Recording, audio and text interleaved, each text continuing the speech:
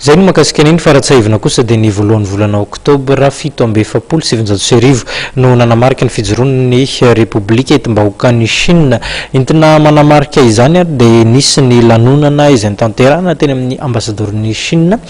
teny nanisana teny tao anatin'izany fotoana izany ihany koa no nanamafisana ny fiarah-miasa eo amin'ny firenena roa tonta dia Madagasikara sy Chine. Vonina ny iara-iasa sy hitondra fanohanan'izy ireo fanarenana Madagasikara tao aorian'ny krizy, fiara-miasa izay mandalo dingana vaovao araka nambaran'ny ambasador'ny Chine miasa simony eto amintsika Andriamatoa Yang Min. Ary tetika sanjatony no tanterahana miaraka amin'ny Chine. En ce moment historique d'importance majeure où Madagascar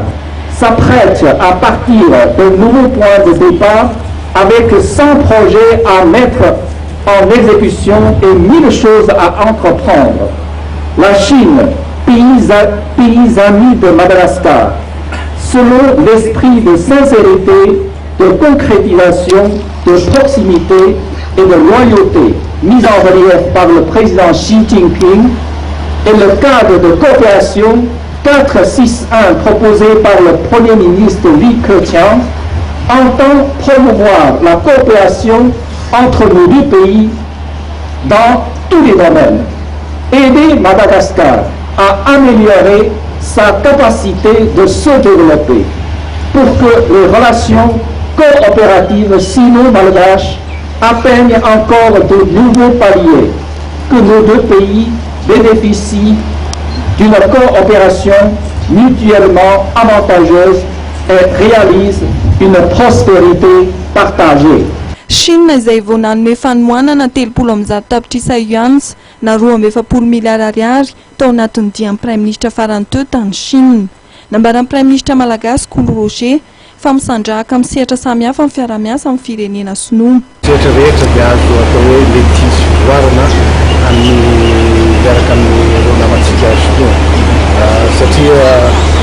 izao dia mivoa amin'izah dia veraka amin'ny zavatra rehetra mihitsy izy tsovera to tsy misy hoe ity na ity ihany fa efa fantatsika manko fa eo amin'ny hoe efa navaratsika tamin'ny Prime Ministre zareo inona ny lahara-pamelantsika lahara-pamela dia ny angovo aloha zay ny zavatra voalohany faharoa manarak'izay dia ny lalana reny aéroport sy port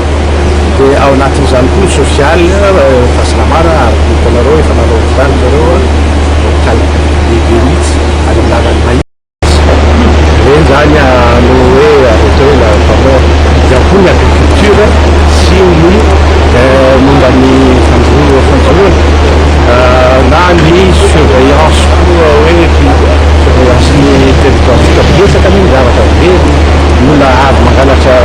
misondrony malagasy amin'ny raha bato reo bato mizina reny ka